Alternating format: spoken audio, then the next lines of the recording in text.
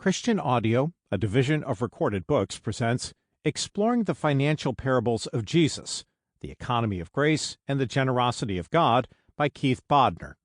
Narrated by Tom Parks. Preface. Hidden Treasure. The highest-rated movies, novels, plays, and TV shows all have some things in common. First, they have memorable characters. Whether heroes or villains, saints or sinners, tragically flawed or comically quirky, a great cast of relatable characters is paramount. Another factor is an interesting plot. The best storylines have a sequence of events that catches and holds the audience's attention. A third aspect is special effects. This is a reference not to CGI monsters or digital machines, but rather to the powerful use of language and theme, with striking metaphors, stylish images, and evocative landscapes created with words, not just with software. When these elements are put together on a compact narrative canvas, all the raw materials are in place for a parable.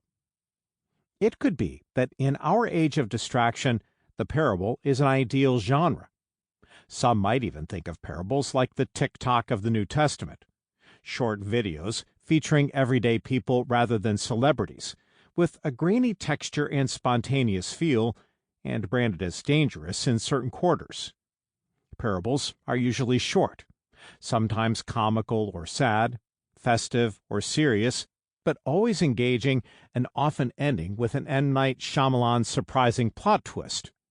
As we struggle to figure out the meaning of a parable, we are almost always challenged in the process. This book is an attempt to capture the joy of discovery that can accompany a fresh hearing of the parables that Jesus tells in the New Testament.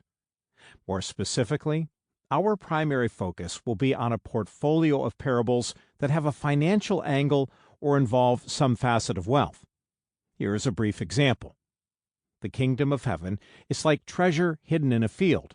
Someone found it, hid it again, and then in great joy went and sold everything and bought that field. In roughly 147 characters or less, this is a valuable introduction to the world of parables. Found in Matthew chapter 13, verse 44, this short anecdote is part of a collection of 7 parables in a row that Jesus shares in the region of the northern Sea of Galilee. At this stage in the narrative, there has been increasing suspicion and hostility from the religious authorities. In response to such opposition, Jesus wisely shifts to a different form of storytelling, making important points but with enough subtlety that the various authorities are unable to bring any formal legal charges against him. Before long, these parables start to go viral and attract increasingly large crowds as Matthew's plotline continues. Listening to the short parable quoted, we can hear that Jesus is crafting a miniature portrait of the kingdom of God, or as Matthew calls it, the kingdom of heaven. Jesus says that having a chance to enter this kingdom can be compared to someone making an unexpected discovery of a treasure of unimaginable worth.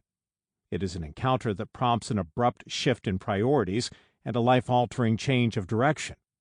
Whoever finds this new reality values it more than anything else and intends to cheerfully divest themselves of previous assets in order to enjoy its fullness.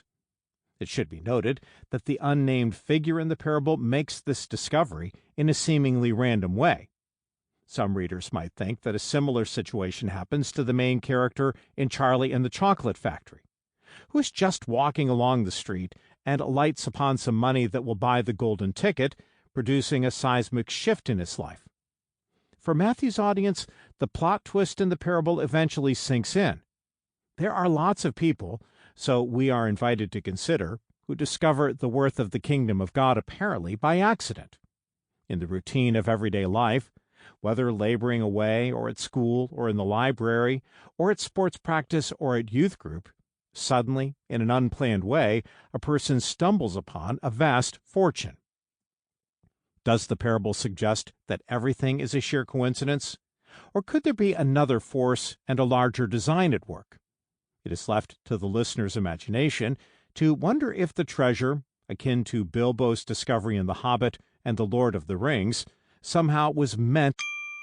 Sample complete. Ready to continue?